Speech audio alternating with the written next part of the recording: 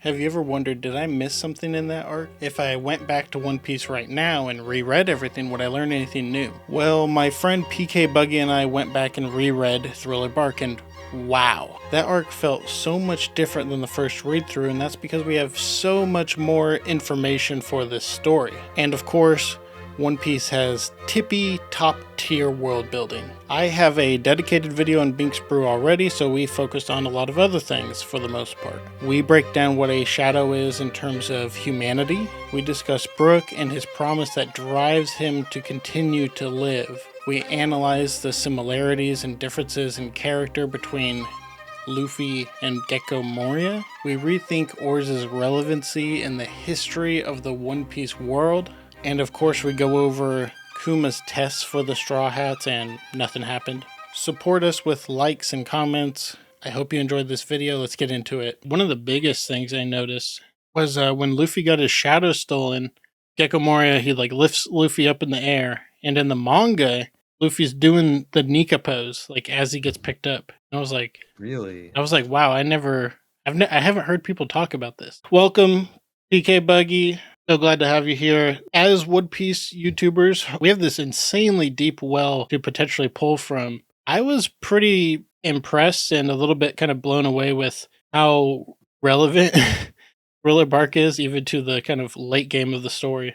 So how did you feel about it? I felt the same way because the first time I watched it was through the anime. There are so many arcs in the anime that because of the pacing and the way that they chose to adapt it from the manga, it definitely did affect my opinion of it. I also remember first time watching it, I was highly anticipating Marineford. I enjoyed Thriller Bark when I watched it, but it did felt like a bit more of a chore to get through at certain points because it would drag a little bit and it wasn't as exciting as Water 7 or Marineford.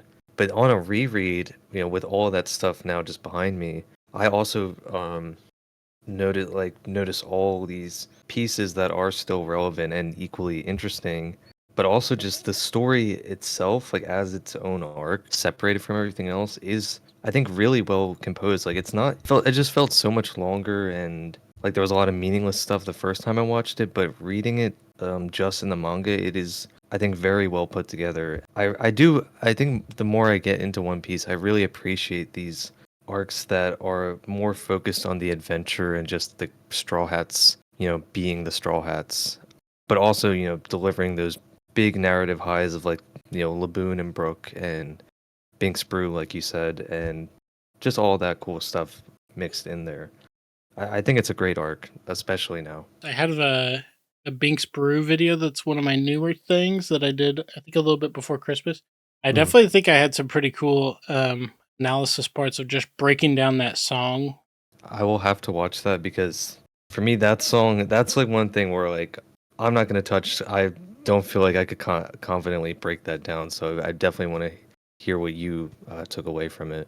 Yeah, so I that's actually really cool that you say that because I had a lot of trouble making that video because I started the analysis, and so my degree that I got that I spent way too much money on is English literature. So breaking down symbolism and diction and all that kind of stuff, it's very much in my wheelhouse.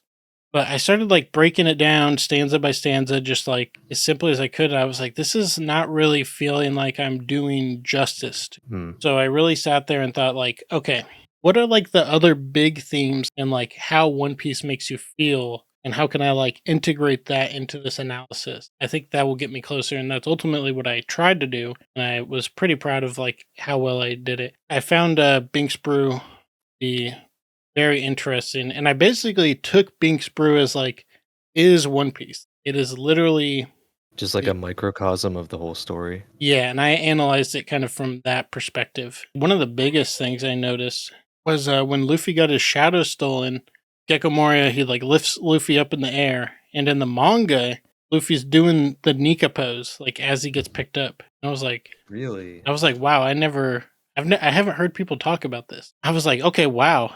I especially noticed it because right before that, maybe like 2 or 3 chapters, was when Brook was explaining to Frankie and Robin what it means to have your shadow stolen and what happens if you get caught out in the sunlight, and he shows like a little memory of seeing somebody that he knows get caught out in the sunlight and he disintegrates. And that guy, when he's in the sunlight, his shadow before it's stolen is like in the Nika pose as well. And I was like, oh, is that the Nika pose? A couple chapters later, they pick up Luffy and he's doing the Nika pose. So then when I was getting ready for this stream a couple days ago, I was like, I got to make a thumbnail. I went to the anime and I was like, I'm going to find that part of the anime, and it doesn't exist. Like when he picks him up in the anime, Luffy's just kind of like wiggling around trying to get away. And I was like, wow, that's kind of like or most people in the One Piece community at least likely started with the anime. And if they've never reread it, or if they've only done the anime, they will just literally never see this. Wow. That is crazy that that's not in the anime I was shocked because they're at all. usually pretty Like, faithful at least like having capturing that frame. to have that same perspective of like, it sucks that people who only see the anime will not see the original that he was going for sometimes. Yes, Oda is such like he's such like a different breed of an artist in terms of mangaka, and I've heard, other authors say this about him as well, is that they're like, this dude's just like built different with the level that he writes. And if you've read One Piece, you know this because Yeah. like the world building, especially like the scale of One Piece and how it's all like connects and meshes together, like in a narrative sense, but also in like all the themes and how they kind of like intersect. Like we're talking about Thriller Bark because it's themes that he wrote. This is like what, 2009 or something. It's still Something like that. so relevant to everything that we're talking about, and he does all this while also being hilarious. I don't know about you, but I found Thriller Bark to be like especially funny. It is, yeah, it's one of the funniest arcs for sure. Yeah, I think of like Luffy pushing the zombie back in there as Of like a course. small one, and Robin has a lot of great little one-liners. Yeah, Robin. Robin, especially, it's nice that she got a lot of time to just shine after, Annie's lobby. Yes. And Frankie too, I think. Oh yeah, fully agreed. I loved seeing them together, especially too. They're a hilarious duo.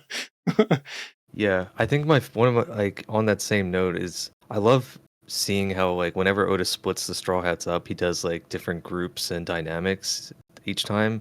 And I like how in Thriller Bark we get some pretty unusual dynamics. Like you start off with just Nami, Usopp, and Chopper, and then Yep. everybody else that's strong behind them. It's really funny because the island itself is not threatening at all to them.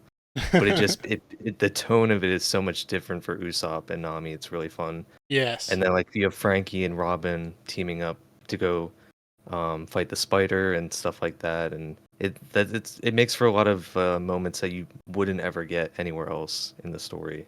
Oh yeah. And like I think the Straw Hats, just their personalities together is just leads to some naturally funny moments.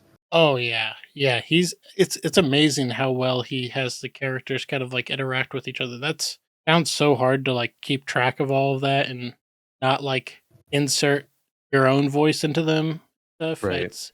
I mean, when I read One Piece, I forget that like a dude's just sitting there like writing all this out. Yeah. I think he's even said before that, like, I think it was either before Egghead or Elbaf, he was like, I don't necessarily want to go to Elbaf next, but I don't know if I'll be able to because Luffy wants to. So Yep. like, he acknowledges that they're almost like separate from himself. Yeah, I've heard him say that as well. And in this story, he introduces a character, Brook, who is a pretty unique character. Oh and yeah. and Brook is his backstory, right? Is he's 90 years old or something, or 70 something years old. So he's been in the game for a long time, but especially he's been trapped in darkness an insanely long period of time with no connection to anybody. Gecko Moria gets his ass whooped. He ends up in the Florian Triangle, and then Brook happens to get his shadow stolen on top of already just being a skeleton, just dying from a random other battle, the Grand Line. So he's just a very interesting character. And of course, Luffy's like, join my crew, because he probably asked like 5 or 6 people to join his crew this arc. So it's kind of like this running joke, but once Brook explains to Robin he has a promise, and we learn that he has this connection to Laboon, and we're like, oh my gosh, Laboon? Like, haven't heard of that guy in forever. But, Laboon holds a special place in everybody's heart. Then we're like, wow, is this guy really going to join the crew? And I was thinking about with Brook is that he's somebody that really encapsulates that checkered fate concept in One Piece. Do you know? It's kind of like it doesn't come up that much even in the manga. But do you have any thoughts on the checkered fate or anything? I don't have a lot of thoughts, but I remember when it was brought up with Law and Dressrosa and Mhm. also Sabo, and I have seen some theories about it, but I don't know too much. Yeah. So the biggest places it comes up is Law talking to Sengoku and Dressrosa. The five elders talking about it in terms of Sabo after their whole thing goes down during the reverie, and it also comes up with Law during the Onigashima raid, where he's looking for the road poneglyph that Kaido has, Yes, yeah, I and he remember that finds a now. regular poneglyph, and he says to himself, kind of talking to Rosinante, I want to learn more about the checkered fate, right? And then I would say that even though he doesn't say checkered fate specifically, you get a lot of stuff about fate from Van Augur and the Blackbeard Yep. pirates in general. And I talk about the checkered fate quite a bit in that Binks Brew video, Okay. because in the song Binks Brew, it's like generations of pirates going out, dying, and then like new people taking their place. It's essentially it's like passing the fire. It's also like how things can persist through life and death, kind of like a checkerboard, right? Is light, dark, light, dark, light, dark, drawing a little bit of a connection, in my opinion, to dawn and dusk and life and death, and just kind of being this continuous thing. And I thought how Brook really encapsulates this, which makes sense because he's the one that presents Beaks Brew to us kind of officially. Mhm. But the fact that he just happened to meet Laboon, that he just happened to eat the revive fruit, he just happened to end up in the Florian Triangle, happened to have his shadow stolen, so that he tried to get his shadow back, and then Luffy just happened to eat the gum fruit, right? They just happened to intersect. I mean, it's the perfect scenario. He's somebody that's seeking the sun again. He wants his shadow back so that he can go out and live and fulfill his promise and live under the sun. And then he's saved by the sun god. He's a little antisocial, crazy person because he just lived in the dark for decades. I don't Yeah. know. How do you feel about Brooke? I felt the same way about just sort of being like, I don't know how I feel about him, especially because, normally when new Straw Hats join, you get that, they get to be a part of an arc or so after that. But after Brook joins, Sabaody happens and they all get separated. So Yeah.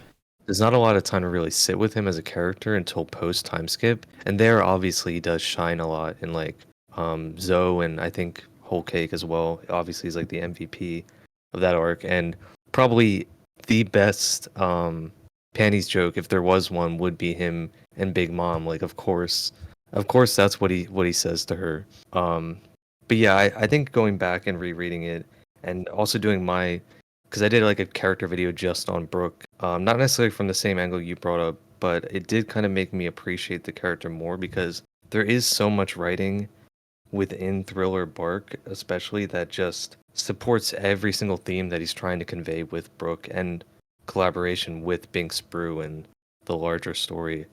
I think he's very well written, and I think he's just a bit more of an acquired taste, but he's a great character. Wired taste. I like that. I like that. I pretty much also think he's just a goofball too. Like he's just Oh I yeah, mean I ultimately think the panties thing, like he's joking and not serious. I mean, but if somebody seriously offered, he'd probably be like yes. But for the most part, there I think was he's just somebody being who a little did. jackass. He's like an instigator almost on the crew. Like he'll just like I think I remember a moment in Dressrosa when like Nami when that Giola the paint lady is like attacking them and Nami's like freaking out and just Brooke is like riling up Chopper and just like running around and like goofing off. It's hilarious. He's just like that sort of guy that's just like he's just always like at a 10, I feel like. And I think it's very Yeah. fitting because he is the musician, and the musician on the crew is kind of there to boost morale and keep things light in like intense moments, and he kind of does that naturally with his personality. I like that. Good point. Yeah. Well, what gets us involved with Brooke and stuff is that we find out pretty early on that he had his shadow stolen. The Straw Hats Mhm. see that he doesn't show up in the mirror and that he just doesn't have a shadow, period. And then he ends up basically giving them the opportunity to get their shadow back at all. Because I think how Moria's power works is he takes the shadow and then they like go to sleep, whatever, right? And then he tosses them back on their ship, sends them out to sea, and they just die or are just stuck in the fog, right? But Brook Yeah. is the person that ends up kind of learning about how this power and stuff works, and he ends up or brings the other Straw Hats back to the ship and helping them wake up Luffy and the big dogs, right? So that they could actually be useful.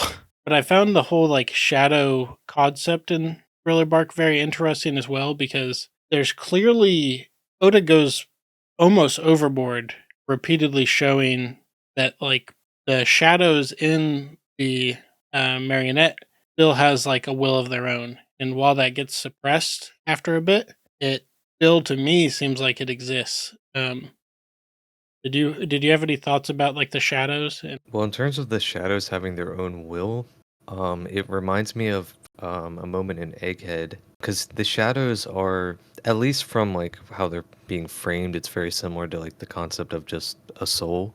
And in Egghead, Vegapunk is like he mentions doing an experiment where he's like trying to measure the weight of a soul and to see if it is something tangible. Mhm.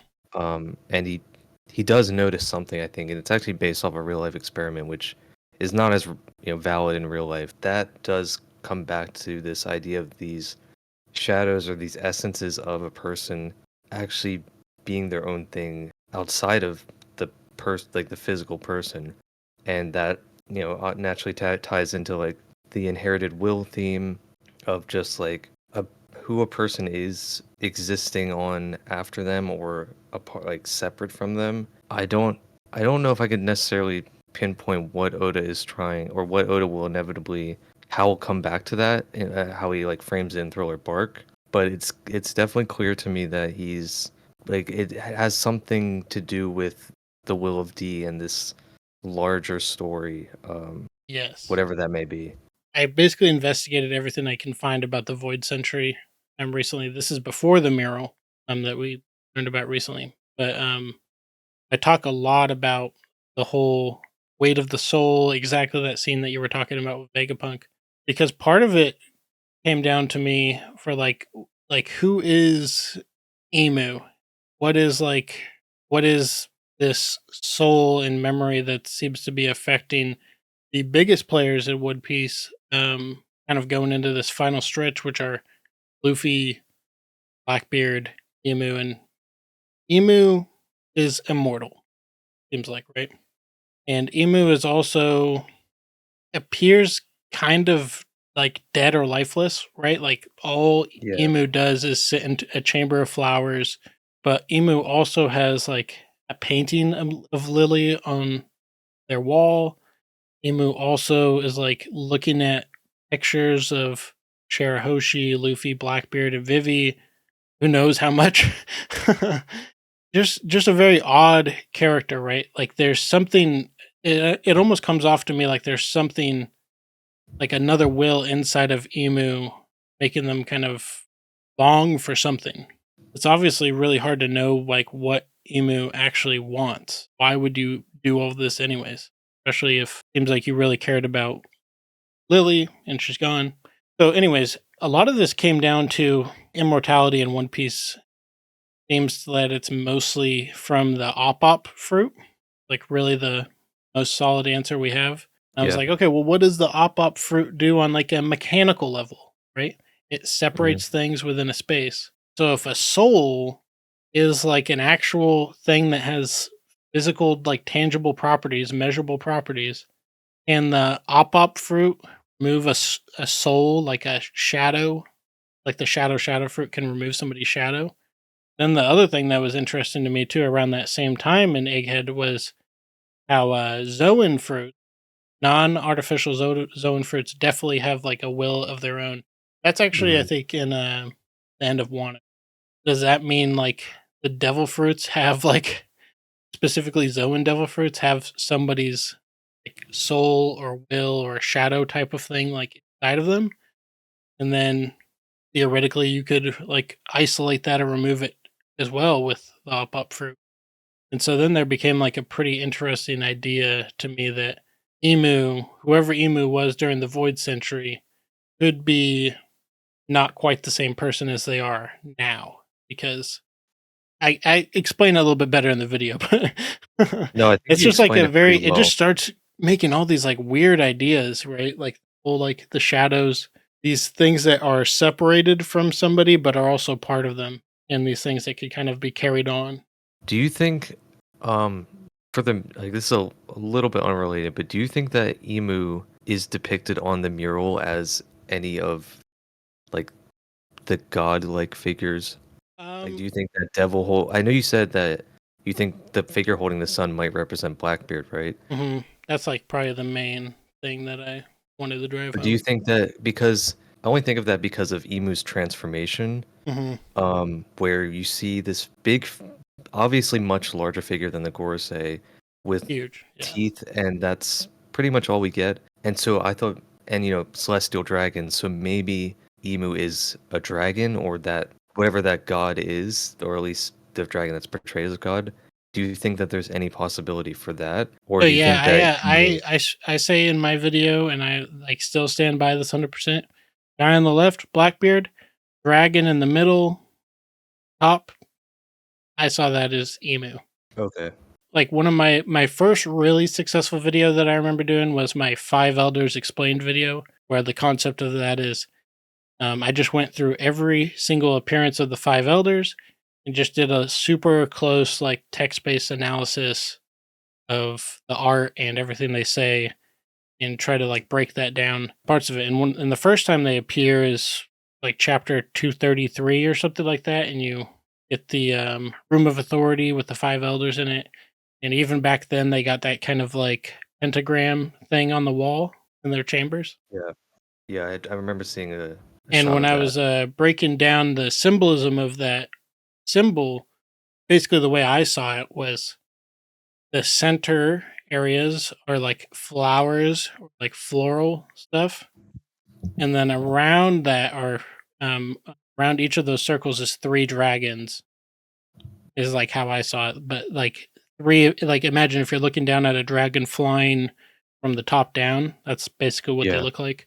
So that was kind of like another connection besides just the name celestial dragons. So like all the gods in the mural are like shaded really dark. That's why like Nika or Luffy or whatever in the mural on the left has like the really like dark skin or whatever. Not Yeah. because Luffy's gonna get like black skin or something in some secret year 5+ transformation. It's Right.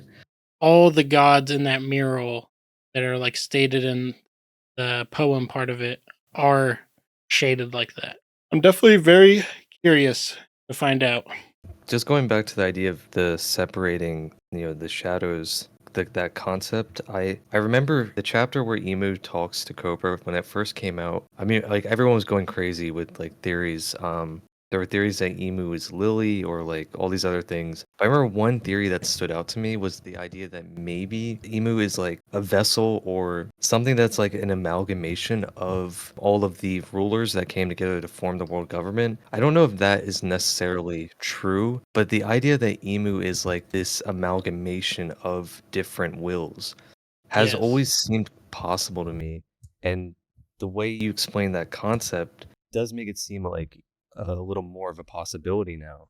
Yeah, I definitely that's an interesting one. I haven't heard that one, but it does make a lot of sense with how Emu's personality, Emu's will, just kind of how Emu behaves doesn't seem to follow like a single like logical pattern, like what just an individual would look like. The way that you talked about that kind of ties back into Thriller Bark too, because we get Luffy and Moria absorbing like a lot of shadows all at once Oh to yeah, gain yeah. power, basically. And so something like that could kind of explain how Emu is so powerful, right? How Emu has maybe like a bunch of abilities. How Emu was able to kind of like shape the world or break the world with their will. That seems like it's kind of like in line with all of that. That's And interesting. I do think that Thriller Bark, or specifically the Florian Triangle, I think that there are a lot of subtle allusions to Emu in that, Yes. part of the world, especially when you consider. I do have a more extensive video plan on this, but like the fact that I don't know if you know the theory that Thriller Bark is actually God Valley or a piece of God Valley. Oh no, I haven't heard that. But part of it is because of the architecture. Another part is because the figures that I think Yeah. I forget who it is. Frankie, Zoro, Luffy, Robin, I think. They encounter those zombies, those really powerful zombies. 3 or 4 of those figures are depicted exactly the same in chapter 1095 when we see the or the Rock's crew. So those are actual members of the Rock's pirates that were zombies. And Moria could have gotten their bodies somewhere else, but it seems a little bit more reasonable that he would have found them here or on the island. So there's potential for it to be God Valley. That may not be true. There's some connection there though, for sure. Yeah. And I think the whole mysterious vibe of like, also just thematically of this place that is devoid of light, like just completely dark, and it's covered in fog and all that, being like an opposite to the sun. And then you have those monsters that show up at the end.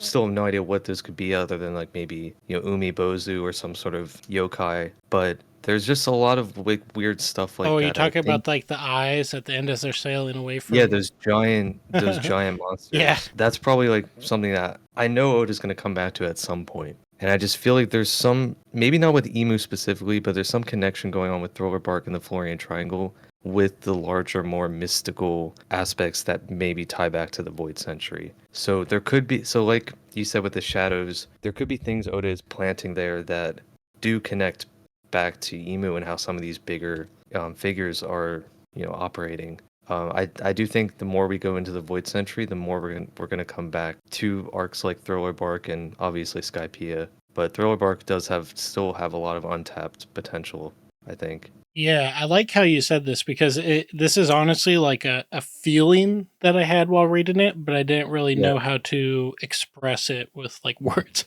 So, and I think you did a pretty good job expressing like how I felt, where I'm like, this feels like really connected to the whole mystery of how this world was created and like the truth of it, and connected to like potentially like Emu and a lot of these other kind of really big secrets that are they're foreshadowed mostly later in the story, but this thing that comes before them makes them feel more like real and relevant. Also, Very, Oars, right? Like Oars, an ancient oh my giant. gosh, yeah. Like Oh, we obviously know how important the ancient giants are, and we're getting into that with Elbaf.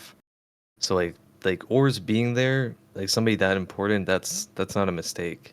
yeah, that's super interesting as well. Yeah, Oars. There's a lot of interesting stuff about Oars. I did want to talk about Cindry a little bit real quick too. Just a very interesting character, I think, right? Because it doesn't really hold a lot of like direct plot importance, but yeah, Oda goes through painstaking lengths to show the kind of suffering, I would say, of this shadow that's placed into a marionette. And then I really found the moment that Cindry, the shadow inside the marionette, knows that they're going to be quote unquote saved is when Oars is breaks out and starts and comes over and actually squishes her. They keep being like, Cindry, get out of the way, blah blah blah blah blah. She just won't move, and in fact, she starts crying. And then right before she gets stomped on, there's a big panel where it just shows her like looking right at us with a big smile, which just reminds me so much of like this whole like the what the people who bear the D, what they do when they're faced with death, right? They smile. I was like, that was very striking to me. Yeah, that, I mean, it's definitely a possibility. I never had given Sentry much thought, I would have to say, but how Oda depicts her shadow, the will of it and all that, and the smiling, obviously that is very, very interesting. Yeah, see on your second reread of Thriller Bark in like 3 years. I also found it interesting that Hogback had like the portrait Cindry on his wall, which was very reminiscent of the portrait of Lily in Emu's Chamber of Flowers during Yeah, which we see during the Vegapunk announcement. another connection to that stuff. You were talking about Moria and Luffy and stuff. How did you feel about them, especially their first meeting? And So, I mean, of course, Moria is a foil to Luffy. I mean, I think most people are kind of aware of that yeah, now. I mean, in that, he basically gave up on his dreams or rather he shifted to not wanting to put himself on the front line in order to achieve those dreams. So there's a lot of stuff like that in the arc, but particularly the first interaction, just it's pretty brief, or not. I don't know if it's the first interaction, but it's when Luffy goes to try and get his shadow back. First off, like when the Straw Hats are talking about, like after they reunite, they talk about Laboon and like their plan. They're basically saying, okay, we got to get our shadows back. We're not going to worry about Moria. We're just going to go after the zombies that have the shadows we want. And then Luffy's like, why are you wasting your time doing all this? All we have to do is take out Moria. Let's just take out Moria. And they're like, I guess we could try that. Because Luffy just has a way of like not seeing the ridiculousness and something like that. He even says, this is another really funny moment. He's just like, it'll be all right. It's just like Crocodile. And then Chopper's like, he almost killed you. And it's like Luffy just has a complete disconnect in that way. But that does kind of show that Luffy is like, he is built different to a lot of his enemies in that like he doesn't see those obstacles like Moria does. He goes up those stairs and he just goes straight to Moria like as Luffy would do. And they have like a little bit of a fight, and this like allows us to see some of Moria's abilities and also kind of like set the obstacle that Luffy has to overcome. And he learns And nothing about Luffy. He like doesn't care. Yeah, he's that's the thing. Like Luffy walks in, and Moria is just like he's just relaxed. He doesn't care. He doesn't view Luffy as a threat. He doesn't even worry because he doesn't have to lift a finger. But what you see in this is like obviously Luffy's struggling against the abilities, but Luffy, it's one of those great moments where I think Oda communicates so much about the characters' personalities through the way that they fight or just the action in general. And so like as Luffy is struggling, he just jumps off the edge of the balcony and then he basically kicks Moria from underneath. And it's like it's just like a very creative way to like thinking in the moment. It shows how he's just like able to adapt very quickly and find a way to hit Moria, even though he couldn't hit him before with the shadows. He just figures out a way. Versus Moria, who's just going to continue sitting there, throwing his shadow, and obviously Luffy does lose. But it's just one of those moments that shows that like, oh, Luffy actually, just something about his mindset and the way he's approaching this interaction is different than Moria, and he's able to find ways to overcome those obstacles in the way that Moria probably never could have. Obviously, Luffy has the luxury of not fighting Kaido, somebody who's like one of the strongest, so Moria does get a little bit of credit for making it that far. He just never could have beaten Kaido in the first place, even if he was stronger, because he doesn't have the right mindset to be able to adapt and achieve his goals in the face of those obstacles, even though he's strong. And that just like it's just a little moment, but it's like it just tells you so much about Luffy, you know? Yeah, and Luffy gets basically one tapped by Kaido the first time. And yeah. Luffy always loses early on, and like, but he learns from it, unlike Moria. I remember he learned from Ikiji, he learned from Lucci and stuff as well. And then in Kaido, when he loses the Kaido as well, he's just like, okay, well, I'll just go get stronger. Yeah. I just need to be more strong. And also Crocodile, it's pretty cool when he like learns about the water. Yeah. As his weakness. Yeah. And I respect Crocodile a lot more than Moria on a willpower sense. Oh, but for at the sure. same time, he still couldn't see the situation like Luffy could in the same way. Like Luffy had such like an all-encompassing view of like what needs to change, because Crocodile's like, you're gonna die, dude. Like, what are you doing? He's like, I just need to whoop your ass. I don't know what you're talking about. You just give back the kingdom. You stole it, and I'm not going to stop until you do it. I don't care. He's like, he cannot wrap his head around that mindset. He's like, you will die. That's always what it comes down to with Luffy's opponents, is the fact that his will and just his approach to life is just so much different. And he actually says this to Don Krieg. Yes.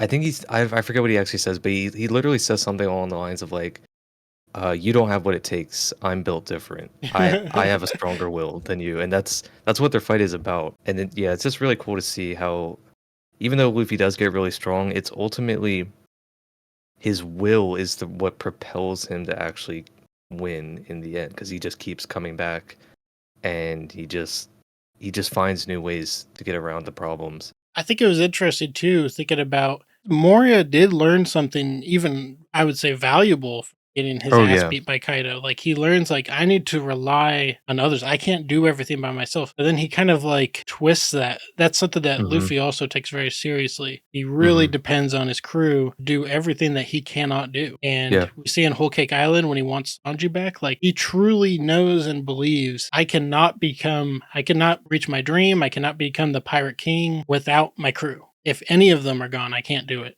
Ultimately, Moria relies on his crew, but he also wants to like use them for himself and not for them to also achieve their own dreams. And we all know how much Luffy hates somebody using another person. So it's I very do interesting wonder. that he took the wrong lessons from his getting his Yeah, ass beat.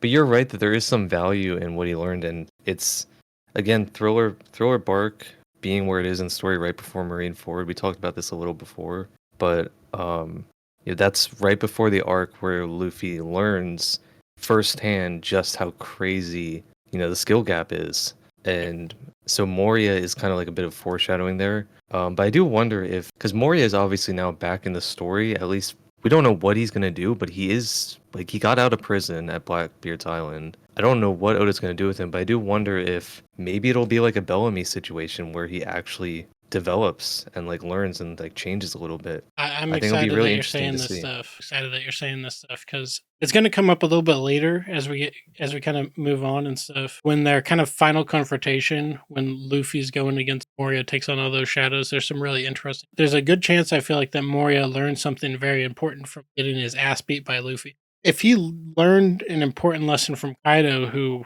I think we and he should not be that surprised that he lost, but like he Yeah. really truly was extremely surprised that Luffy was able to destroy everything that he's built up over like a decade or something. Because Hmm. he was like, okay, I got his shadow, I got all his friends' shadow, I got oars. Like he can't even hit me. This guy's got no hockey.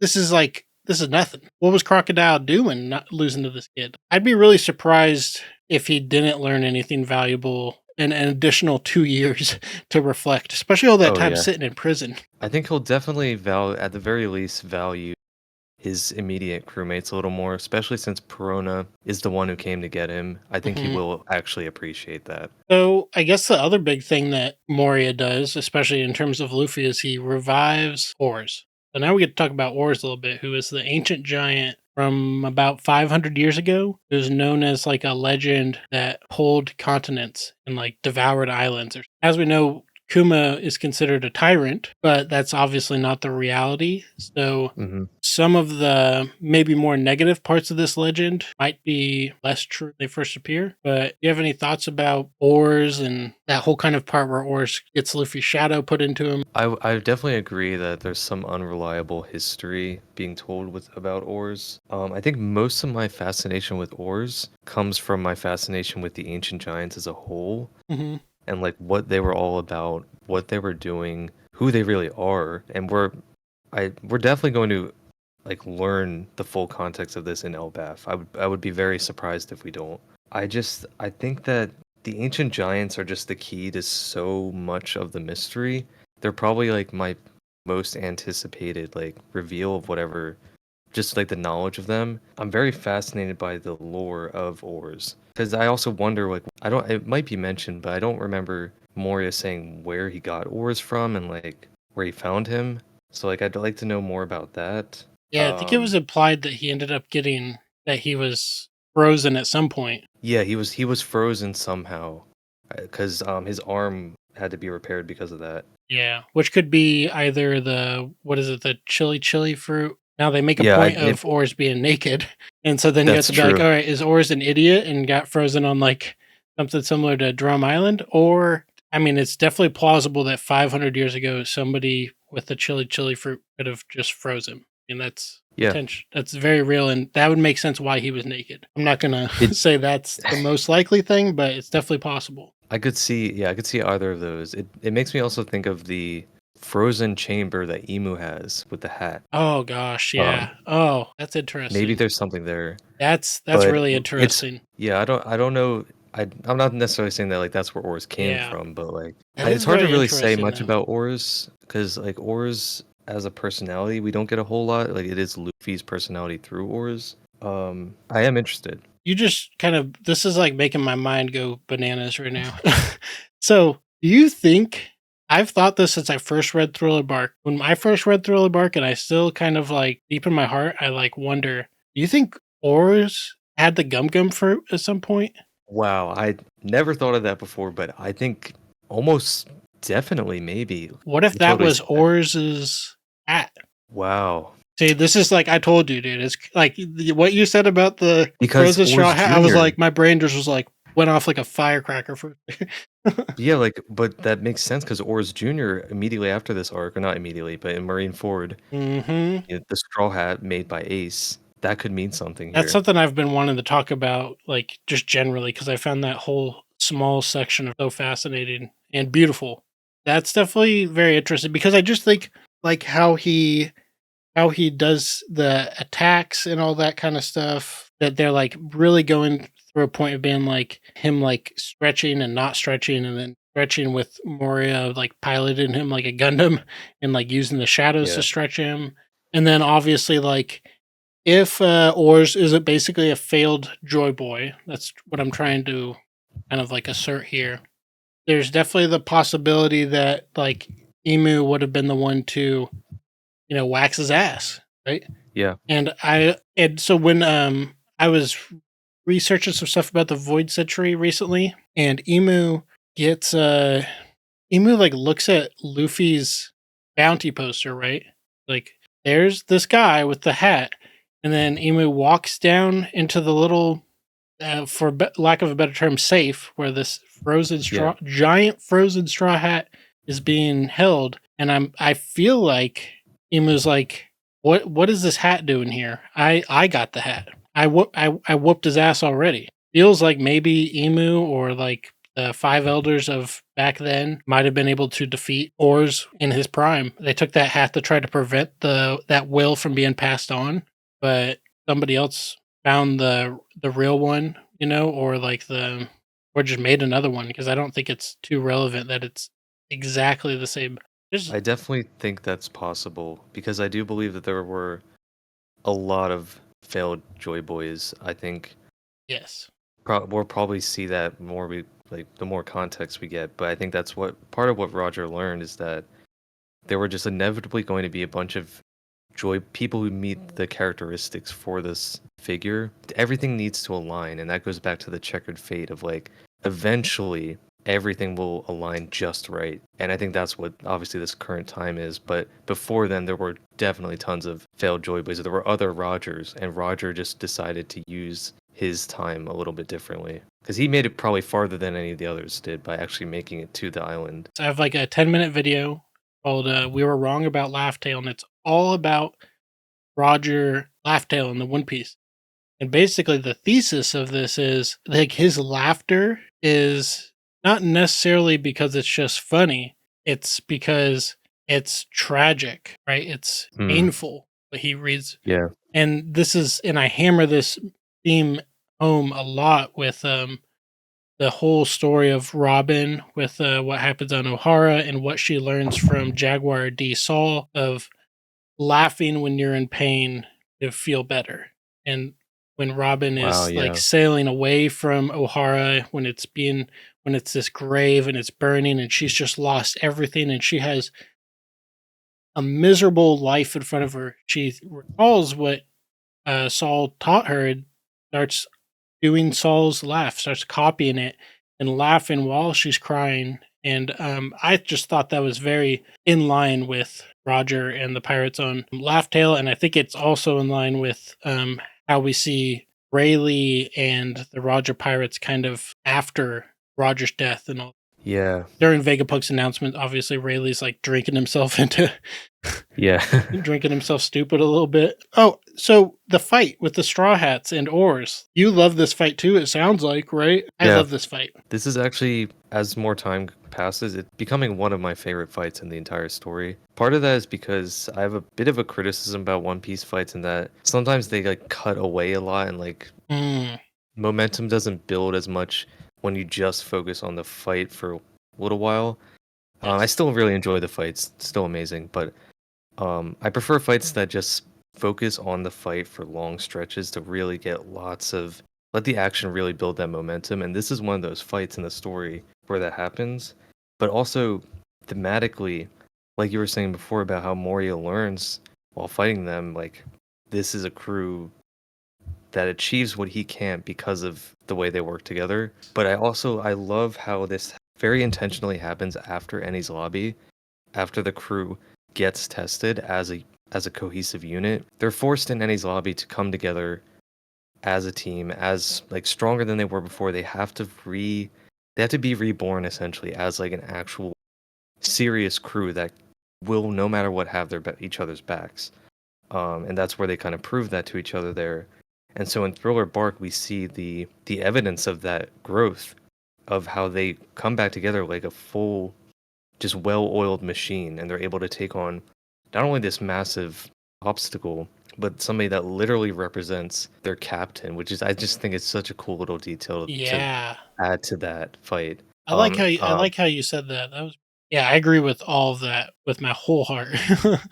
I I guess like what I also loved about this fight too is just like the whole like we get a lot of like tag team fights in One Piece super consistently, but at least like parts of the fights. And this was like felt like everybody working together and how they like assisted each other and enabled each other was awesome. And then like how they would kind of get smashed often and then get right back Yeah, up and keep going and really showing their will here. They're not thinking about like, hey, we almost died. Let's like go recuperate and like think about what we should do next. They're like, we just all really believe in each other. As a huge fan of JoJo's, I've really grown to appreciate a good team battle. oh The man. way that it creates all these like unique interactions and makes people who are not particularly strong in a one-on-one like be really formidable was really cool to see. Yeah, I think my takeaway from this is that I have to watch JoJo's.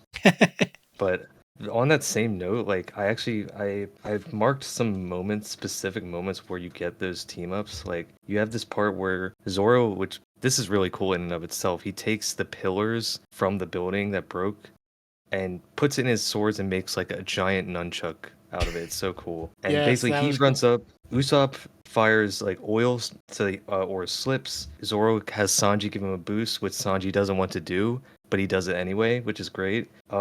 He jumps up, smacks Oars. Robin comes in, ties his hands behind his back. Meanwhile, Frankie is building a staircase so that him and Chopper do this like double punch, and then they knock him over, like basically just all to knock him off balance. And then later, what I love also, because in that moment you have Frankie building, but you also later have Chopper using his medical knowledge, being able to basically orchestrate the entire final blow because of he knows this. That when Oars is like standing up straight and his spine is fully straight up, they're able to then basically just completely collapse him on itself. And that is another moment that could go all into like how they set that up. You have Frankie and Usopp building the pipe for the cryogenic gas, Nami using her rain or her rain tempo, and it's just like all those little moments. And then you have Brook jumping up using Robin's hands as a vault to get to the Oh top yes. of Thriller Bark, and then he throws Luffy all the way down. You don't get any of that type of team ups in any other fight in the story, and this is just so cool. I really hope we get something else like this before the story is over. It would be great if we get to see the pirate docking actually get completed at some point, but if not, it's still a hilarious gag here. But yeah, there's just so many little moments like that. I love it. Yeah. You found a lot of really cool parts to talk about with that. I like that. Those are those are really powerful and I love how you talked about how I kind Yeah. of pop off whenever I see Zoro and Sanji like being friendly with each other and like there's a part where Zoro like slices a building into like little bologna slices or something and then Sanji like kicks them as like powerful disc cannons. Yeah. That was sick. Cool that Zoro was like if I do this, the cook will do this and like, I believe in him. Yeah, they know like their actions and what they know about each other is different than what they actually say. And that's just very cool to see it in action that they just work so well together, and they will work together even though that they don't really want to. And it's just really cool. Oh, yeah, for sure. Sure. So Yeah. eventually, Nightmare Luffy comes in and then Moria kind of copies him. And I found it interesting that I felt like Moria feels more like a nightmare, right? Like he's like the worst case scenario, and then everything that Luffy's doing is the best case scenario for all these people that have had their shadows stolen. So Luffy's like representing dreams while Moria's like representing nightmares. Based off of like this tea battle, like it was such like a powerful moment when everybody is being told to run away. Like the sun's about to rise, right? And they're like, the Straw Hats especially are like, I'm not running away. I'm Yeah, like, they I just have a stand hundred there. percent belief in that this is gonna work out and that we're gonna win. We already won even. Yeah, and there's also a moment when it seems like Oars is getting back up, and Zoro is just like, it's after Luffy is out, he's given everything he can, and Zoro's like, basically, we'll just finish this off. Like, even though Luffy's out, we've got to just keep fighting. Oh my And gosh, everyone yeah, else is like Zoro so had in so awe. many great moments as we were at the end of this arc. We Oh didn't yeah, even of get to talk course. about, and we probably won't have time to talk about Zoro versus Ryuma and stuff, which was also great. Yeah, I could have talked about this at the shadow part a little bit, but Ryuma's like, I'm starting to like feel alive again, like kind of standing in front of you and like getting to cross blades with another swordsman with a really powerful will. yeah, it's a great fight because it happens relatively quickly. It happens like a chapter or two. Yep. But it's just like that's what I really love about swordsman fights outside of One Piece when they're a little more realistic. It's just very quick, and it's like that's one of those moments of like a true swordsman versus a swordsman. You see, they both very quickly develop that respect. It's awesome. So there's a moment when Moria is completely defeated. And he kind of warns Luffy, like, you think you can do it, Straw Hat? They beat him. He releases all the shadows. He says, Straw Hat, you think you can do it? Then go. And we were kind of talking about this earlier. I'm like, he says, you think things have been tough so far? The real nightmare is waiting in the new world. And just the way that he says, like, think you can, question mark, exclamation point. He's kind of just in disbelief, and he's like, this guy is built different. He's like, we are not actually the same. He says, then go. And I kind of take that a little bit as like kind of believes in Luffy a little bit. I don't know, what do you think? Hmm. Do you know what chapter that is? I do get the sense that he is like somewhat encouraging him and like actually believing that he could get farther than he did. But But I maybe almost see also warning him yeah. like it's going to get harder. Yeah, I do see it as a warning above all else. Like, I think he believes that Luffy could, but I don't know if he could really visualize that because to him, it's just so much, it was just so impossible. Yeah, he might think it's like either impossible, or he's like, maybe if anybody could do it, I guess you can. Yeah, I yeah. can't It's a really little different even than envision it, Blackbeard. but maybe you're just that guy. I mean, I couldn't envision you doing this to me. Here I am, having Yeah, it's the second worst day of my life. it's definitely is crazy that he didn't like completely fall apart at Marineford, but it's different than Blackbeard, where Blackbeard is like, oh, I know you're gonna make it to the Sky Island, and Yeah. I actually hope you do. Yeah. Oh But my if gosh. there That is was a so little bit of interesting in the encouragement. Giant arc. Blackbeard was like, he's about to go over and kill Luffy, and they're like about to take the upstream. And then, like, Blackbeard gets their entire ship destroyed and they get blasted away. And he's like, damn, that was awesome. Yeah, I love Blackbeard, and that arc is amazing. We could honestly talk a lot just about that arc. Well, then we get Kuma showing up, or he was already there and kind of like watched all this stuff happening. But what do you think Yeah, about Kuma? I love Kuma, and I think especially now after Egghead, everyone acknowledges that Kuma is genuinely one of the best characters in the series. But I feel like he's a little underappreciated as like an antagonist, like how he provokes the nothing happens scene, but as this menacing figure, like visually how he towers over the crew. I think it was genius how he comes in right after the battle is over, immediately just fills the arc with dread. He's trying to um, break them, right? I mean, that's what it feels yeah, like. He's really it's giving them a test. but it's like actually terrifying because they've literally given all they could at this point. There's nothing more they can do, and there aren't as many scenes like that in One Piece where it just like truly is dreadful. Even though you know that obviously the story is going to continue, that tone that comes with Kuma's arrival is one of the most powerful to me as an antagonist. He's just like such a menacing figure, and just even as Zoro like continues to fight him and learn more that he's a cyborg and has all these other powers, he's so well executed in that arc. Sabaody and Marineford too, but just in that arc when he's briefly a villain, it's so good. And this is a real thing that can happen, right? And we see it almost happen all the time in One Piece where they get done, they're like successful, but that doesn't necessarily mean that they've won. Like a new villain or a new challenger could emerge right after and they might not have the time to rest. And part of what comes to mind is like what Blackbeard did at Marineford, where he like waits kind of similarly, and 100%. then when the fight is over, when Whitebeard is killed, then he hops in and becomes like the new like big bad. As we're talking about like the end of One Piece, and like there's kind of like this interesting problem that I think has been lurking in all of our minds since the Reverie, which is like, okay, well, if Emu is the big bad, what's happening with Blackbeard now?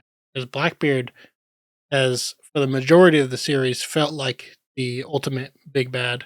And it certainly feels like there's a possibility that maybe Luffy or somebody could be fighting somebody like Emu, and they could give it all they have and like barely just squeak out a win. And then Blackbeard shows up and becomes that like second nightmare. And that's just such a real possibility. And so, like, on a reread, I kind of felt like Kuma was kind of like testing them. Like, if you're in this type of scenario, are you going to keep fighting the way he specifically tests Zoro and stuff? Like, and we know Kuma's like basically a sweetheart, right? Yeah. But he's just menacing. He's talking shit. He's like pathetic. Frankie, you suck. You're done. Sanji, you're weak. Get out of here.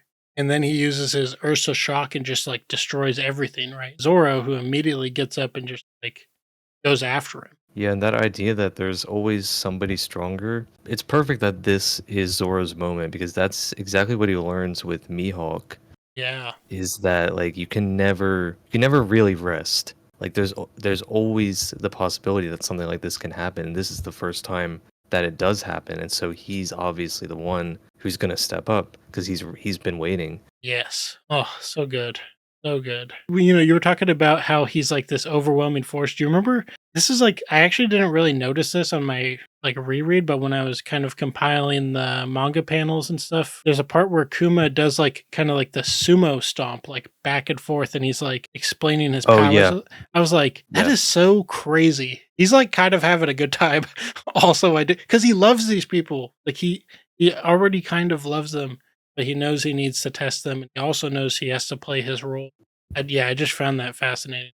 He's very aware that he is fully in control. Did you? I also found it fascinating. I would say that Zoro really believes he's going to die, or at least knows it's very likely.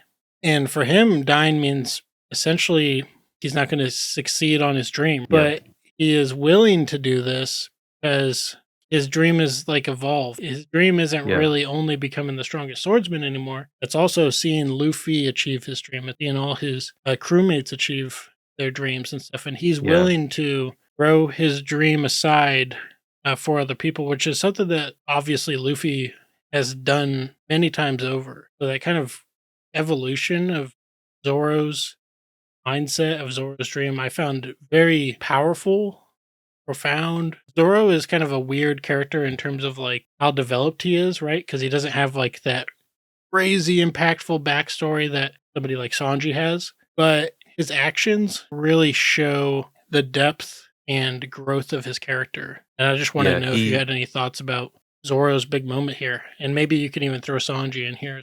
Oh yeah, just as much as this is a Zoro moment, it's equally a Sanji moment. But this is where Zoro actually grows, where Sanji kind of displays that some of his insecurities that then develop in Whole Cake. Yes. But Zoro is definitely the type of character that his depth comes through the present and the story that unfolds after his introduction. Just to talk about like Sanji and Zoro, how they work together here, it's basically they've both always been kind of self-sacrificial, except that Zoro was previously only willing to sacrifice himself if for his own dream. Sanji was always willing to put others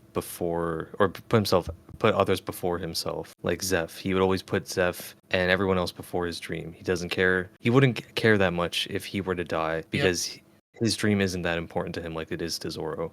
But he's still very selfless. Zoro's a little more selfish in the beginning, and that's kind of where they come at odds when they first meet, or at least early on after they meet. And this is a moment where obviously Zoro is now he's being self-sacrificial for someone else for pretty much the first time. And Sanji believes that's his responsibility because like in Whole Cake he doesn't actually see himself as that important to the crew. And then Luffy obviously changes that, but it's just really cool to see how they both tread that same line just for different reasons. And I do really love that Zoro like kind of knocks out Sanji there because it shows that not only is Zoro willing to sacrifice something for the crew because he cares about them, but it just really kind of drives home the point that Zoro does care about Sanji and that they do care about each other. Just like little moments like that that show that they really care, I think I really appreciate. These characters have like a really strong bond with each other. Yeah. And this whole situation that you're talking about really reinforces like their roles as like the wings, like Luffy's Yep. wings of becoming the Pirate King, and how important they are to Luffy and the crew. We kind of talked about Binks Brew, in my opinion, with the Checkered Fate, but if you want to say anything, you can let it fire off. Otherwise, go watch my Binks Brew video. Yeah, I think that's what I would have to do is go watch that video because as of right now, I don't have a lot to say, but I very much enjoyed your analysis on it earlier. All I think we could for sure say about Binks Brew right here is that it's like, even if you don't know, even if you don't even try to pull out like what it means and all this kind of stuff and connect to the themes, like the song feels so powerful. It feels like it's so One Piece, like ingrained into a song. Like if Oda just like turned One Piece into a song, it's like just do Binks Brew, we're good. Yeah, do you remember that? I don't know if you saw the anime version of the Roger flashback, but there was a little montage when they were going to like Water 7 and Skypiea where they were singing Binks Brew, and it just kind of works as this theme song that just brings up all the same feelings we get when watching. So yeah, I definitely agree. Well, PK Buggy, thank you for being here. I had a blast. So if you made it to this end of this video, please go check out PK Buggy's channel. The first thing that I ran into was why One Piece is worth it. PK, is there anything you want to plug right here at the end? If you've enjoyed some of this discussion and any of those topics seem interesting to you, go give them a watch and see how you feel, see if you like it, and let me know your thoughts if you do. Thank you everybody for watching.